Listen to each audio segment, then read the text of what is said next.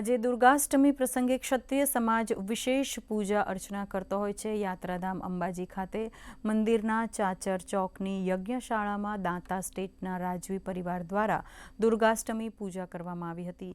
દાંતા સ્ટેટના રાજવી રિદ્ધરાજસિંહ પરમારે ગર્ભગૃહમાં માતાજીની પૂજા અર્ચના સાથે નૈવેદ્ય ધરાવી માતાજીની આરતી કરી હતી। આ પ્રસંગે અંબાજી મંદિરના દ્વારથી પૌરાણિક 1 ફૂટ જેટલી લાંબી ચાંદીની ચાવીનું પણ પૂજન થતું હોય છે।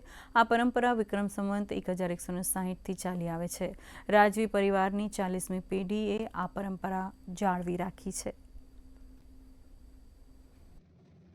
इस पूजा का तत्व यह है कि जो क्षत्रिय पूजा होती है, तो क्षत्रिय पूजा हम करते हैं माता जी के चरण की पूजा करके, पादुका की पूजा करके। और जो भटजी की पूजा है, उसमें जो भटजी की चाबी है, जो मंदिर की चाबी है, उसको हम भटजी को सौंपते हैं और भटजी की जवाबदारी आती है फिर कि मंदिर की जवाबदारी ले। और ये मेन है कि जो मालिक है, जो मेन पुजारी हैं, तो दांता स्टेट के जो भी राजा होते हैं उनको गिना जाता है। उसके बाद उनकी प्रति भटजी वहाँ पे पूजा करते आया है।